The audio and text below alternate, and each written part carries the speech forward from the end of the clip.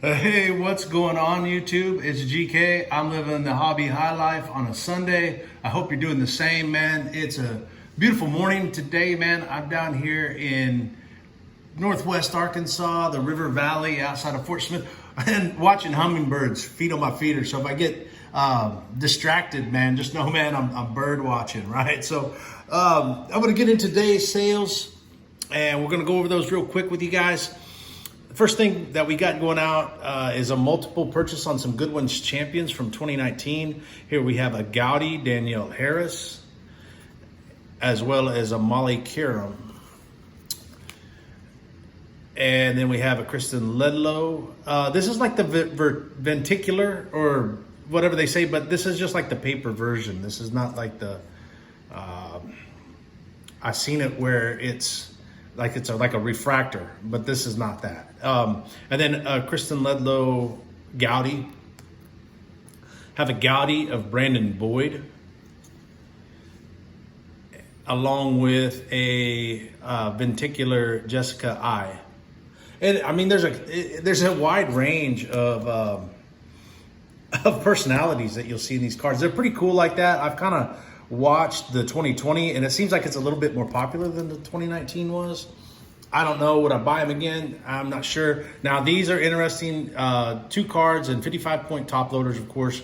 I'll have to ship these out in a bubble mailer, and the way I have this listing structured is you get a significant discount for buying more than if you buy quantities. I think if you buy 2, it's a 15% discount. If you buy 3, it's a 25% discount. And I think I marked them down 40% if you bought 4 or more. So this guy come in, bought 6 cards, and I'll ship them out. I'll use a bubble mailer. It's not a big deal. I'd rather see them get to the collector safely than worry about anything else. Then we have a Broncos lot going out. 75-point top loader. Luckily, these are all paper type cards. There's not any of the prisms, but the first one up is a Cortland Sutton Elite Series. And I don't know if you can pick up that pattern there. It's pretty cool. I'm not sure, and it wasn't numbered. We did get it out of a hobby box. It was weird. So I got some, Donruss has amazing insert cards, but it wasn't numbered. One of my favorite players, always one of my favorite cards. 2019 Timeless Talents, Terrell Davis. Love what he did for the Broncos. And I like his work as a commentator too, man. That's one thing, man. A lot of people are like, well, I don't know if his numbers or his time in the league put him in the Hall of Fame. But here's the thing, man. He played 7 years. He won 2 MVPs. He won a Super Bowl MVP, 2 Super Bowl rings, top 2,000 yards. And granted, he might be on the fence. But after football, the guy got behind the mic and, he's talking about football. So like a lifetime contribution to the game, So I appreciate that for TD. And then a 2019 Legacy record book. Real nice photo there. I've seen some of, I don't know, I'm on the fence on 2020 Legacy. I don't know. I was a big fan of classics. I liked 2018 classics. So when they come out with Legacy last year, I was disappointed. And man, that excitement that I got from ripping 2018 classics has not returned through Legacy. So I don't know, Panini, if you're listening, bring back classics. The next one, man, is a Skoll Brothers special. So shout out to Kevin and Lauren, our good friends in the land of 10,000 lakes. I believe it's 2014. Yep, 2014 Crown Royal, Crown Jewels, Peyton Manning. And this bugs me how it's sitting in that top loader. There we go, a little bit better. Die cut. I think they called this the Ruby version because of the red. I know, man, comps on this, we're selling at about $8 for the card. We let it go just a little over 5. And just to see if it moved. And granted, it did. Once again, another listing that was on a recent mail day that turned out good. So I'll mark that down for our Skull Brothers here. I don't. There has to be a Madden curse, right? And each year the cover athlete has some, either an injury or a significant happening that prevents them from playing the game. I don't know if I'm struggling for the words to try to explain this, but I don't know if if there has not been a player that the Madden curse, if it exists, right? That's the caveat. If the Madden curse exists, I don't know of a player it's affected more than Antonio Brown. 2016 absolute. Nice looking card, great player at the time. And I'm always surprised that his stuff sells, man. The meltdown was just horrible to see in public. And then last but not least, we've got a college ticket, Stanford Samuels with the Green Bay Packers. Cool Seminoles uniform. I always like the uniform. I like the logo. I know there's controversy about that, and as a native, it's whatever. You talk to a lot of people in the native community, and they will tell you there's more pressing issues than mascots.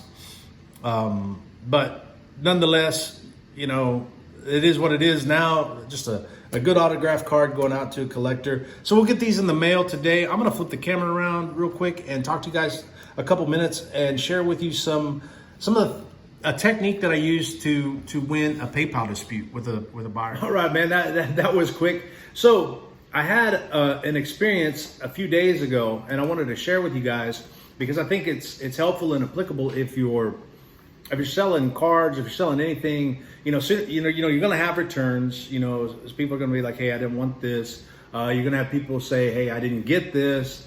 And a situation that we ran into a couple days ago was the buyer disputed the payment. So they came in, they bought like two cards, like a George Kittle Prism Brilliance card, and then a Roger Craig Legacy 2019. About $7 total. And I got a notice from PayPal said, hey man, this buyer says that he didn't make that purchase. I thought, man, that's kind of strange. So I looked at the name from the PayPal, and it didn't match what was on the eBay, like the transaction number. So you get a transaction number for the card sale. I was able to find that, and then the price amount, and then the date. So I had to go in and find, okay, here's the item number, here's what card it is, here's the price and the date. I went into my shipping labels. I save all the shipping labels. It seems redundant, but this is kind of why. I went in the shipping labels, found the label that I'd use, and luckily, man, it was one of those purchases, just barely over that $6 threshold that, I sent bubble mailer with tracking.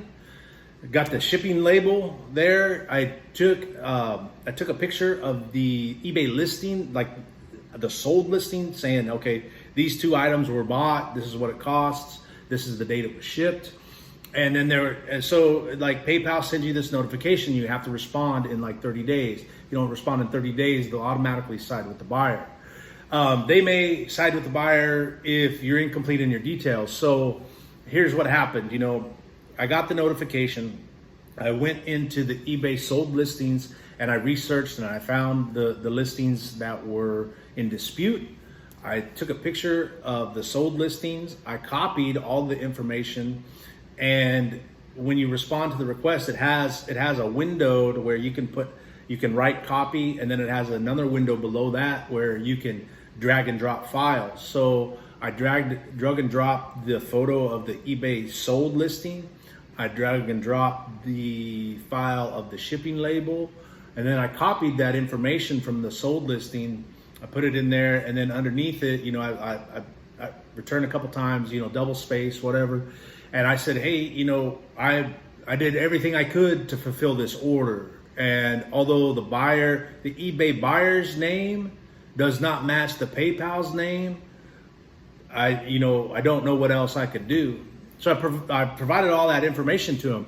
And within, I want to say probably 3 hours, PayPal notified me and they put the money back in my account. So once a dispute happens, that money will be suspended. They'll pull it out of your PayPal and it'll be in holding, and they'll figure out, are we going to give it back to the buyer, or are we going to give it to the seller?